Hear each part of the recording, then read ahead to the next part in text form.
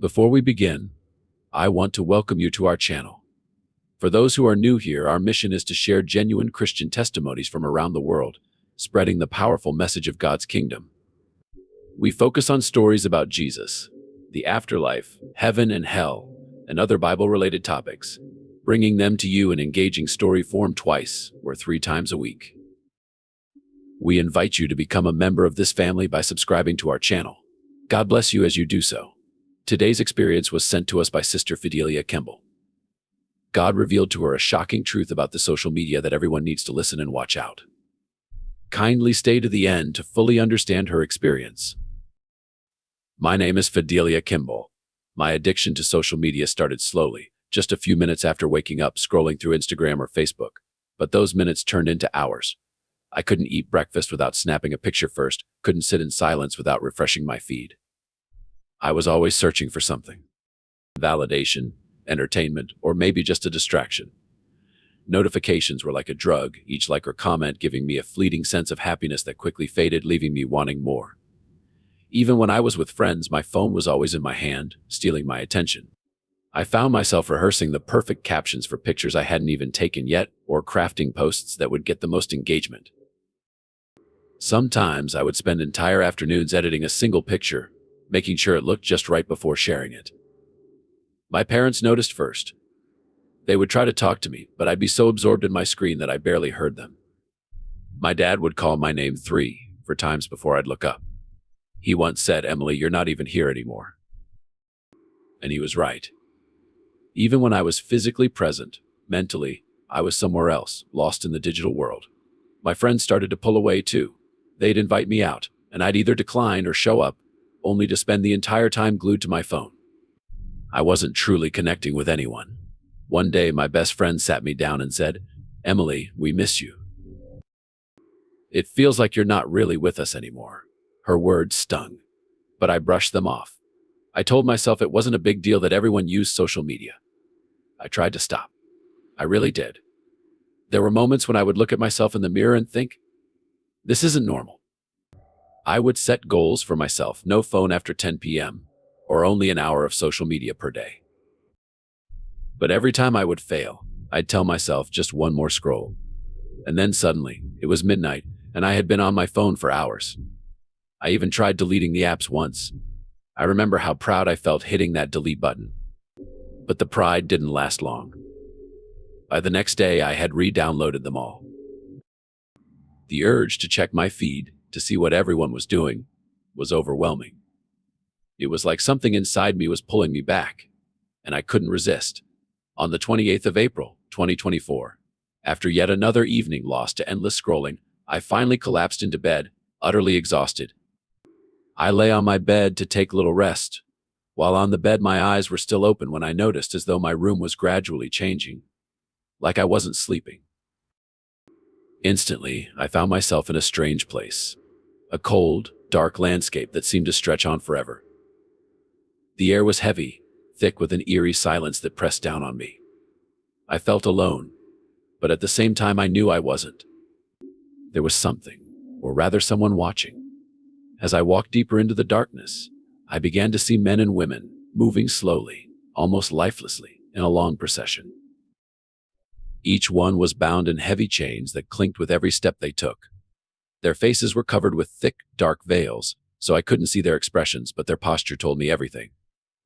They were hunched over, weighed down, yet they walked without resistance, as if the chains had become a natural part of their existence. I wanted to scream to tell them to stop, to ask why they were so willing to remain in chains, but they couldn't hear me, or maybe they just didn't care. Ahead of them, in the distance, was a massive pit. I couldn't see the bottom, but I could feel the emptiness that lay beyond. A terrifying void that seemed to pull everything toward it. The men and women walked toward it steadily, their movements mechanical, like they were sleepwalking toward their own destruction. Not one of them hesitated, not one of them turned around. They moved as if this was where they belonged. My heart raced as I watched them get closer to the edge. I wanted to help them, to wake them up, but I was frozen in place, powerless to stop what was happening. As I stood there, paralyzed with fear and confusion, a bright light suddenly appeared beside me. It was so intense that I had to shield my eyes. When the light softened, I saw an angel standing before me, radiant and powerful, yet calm. His presence brought an overwhelming sense of peace, even in the midst of the nightmare surrounding me. He spoke without moving his lips, his voice echoing in my mind. "Do you see them?" he asked, gesturing toward the people in chains, still marching toward the pit. I nodded, unable to speak, my heart heavy with dread. These men and women represent the true state of the world, in the spirit. Many are bound by chains they cannot see, moving through life without understanding the destruction ahead of them. They are blinded by their own desires, by the comforts and distractions of this world, unaware of the path they are on. I realized that what I was witnessing wasn't just some random dream. It was a reflection of reality. People were enslaved to something they didn't even recognize, walking blindly toward their own downfall. He let me know that the chains I see are not made of metal, but of something far more insidious: social media. It has captured the hearts and minds of so many, pulling them away from truth, from purpose, and from God. They live their lives for it, and it is leading them to destruction. I felt a lump in my throat as the angel's words sunk in. He was talking about me. My obsession, my addiction. It wasn't just a bad habit. It was a spiritual chain binding me and countless others. And worst of all, I had been too blind to see it. He then showed me something. I don't know how, but I see the exact thing begin speaking to me concerning what becomes the people in society that value social media more than him.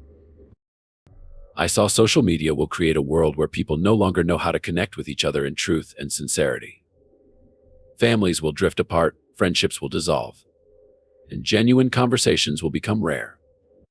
People will prefer the company of their screens over the warmth of human connection, and loneliness will spread like a disease. I saw a rampant spread of falsehood. Lies and deception will flourish, and the line between truth and fiction will blur.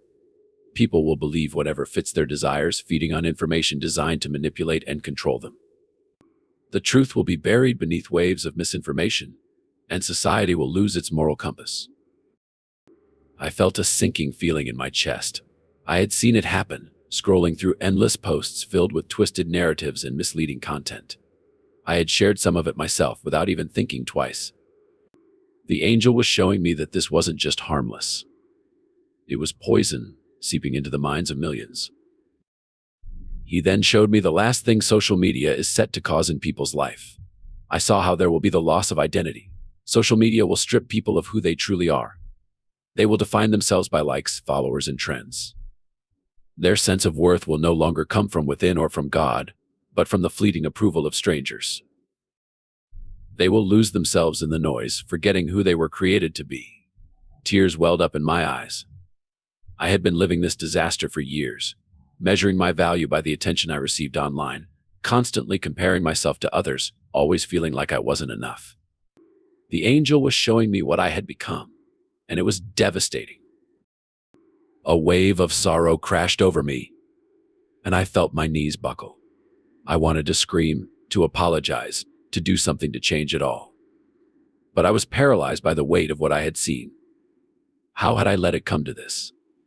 How had I fallen so far without even realizing it? I wept, feeling broken, lost, and terrified of what the future held. Not just for me, but for everyone who was bound by this addiction. The angel let me know that addiction to social media is not the life I was created for. God has been calling me, yet I have turned your heart away, consumed by a world that offers only emptiness. Now is the time to seek him, to listen to his voice, and to pursue his will with all your heart. The angel told me this and quote, "Let go of the chains. Turn away from the life you've built around social media, for it is stealing your time, your energy, and your purpose. You are living for the world's approval, but it will never satisfy you. Only in seeking God will you find the peace and fulfillment your soul craves. You must live for God and God alone. His will for your life is far greater than anything you can find on a screen. Surrender to him, and he will guide you. Let his purpose be your focus, and you will experience a freedom that no social media platform can ever offer." As the angel's final words echoed in my mind, Everything around me began to blur and fade. The chains, the pit, it all dissolved into a bright, blinding light. Suddenly, I found myself back in my room, my body jolting awake as if I had been pulled from the depths of a dream. My heart was racing, and I could still feel the weight of the vision pressing down on me. Rebuilding my life wasn't easy. I had spent years immersed in the world of social media, and it took time to detach from it. But with each day, I felt stronger. My relationships, which had suffered because of my obsession, began to heal. I reconnected with my family and friends, no longer distracted by the constant pull of my phone. Most importantly, I felt closer to God than ever before. I wasn't living for the approval of others anymore. I was living for Him, for His will and purpose. It was a journey, but I knew that as long as I kept seeking Him, I would find true freedom and fulfillment. My experience was not just for me, but for everyone who has unknowingly fallen into the trap of social media addiction. Many of us are walking in chains, blindly heading toward destruction without realizing the dangers ahead. Social media, while useful in moderation, can easily become a tool of distraction, leading us away from God's purpose for our lives. I urge my fellow Christians to heed this warning. Don't let yourselves be bound by something that steals your time, your peace, and your connection with God. It's time to examine our priorities. Instead of letting social media consume us, we can use it as a platform to spread God's message. As Christians, we have the opportunity to bring light into the dark corners of the online world. Let's make a conscious effort to embrace evangelism, sharing the gospel, encouraging others, and uplifting those who are lost. By putting God at the center of our online presence, we can use these tools for His glory, leading others to Christ while guarding our hearts against the dangers of addiction. All right, friends, this brings us to end of today's experience. Kindly like and share this video with your friends and families. Kindly subscribe to our channel and turn on your notification bell icon to be the first to get updated anytime we upload a new experience sent to us. Remain blessed.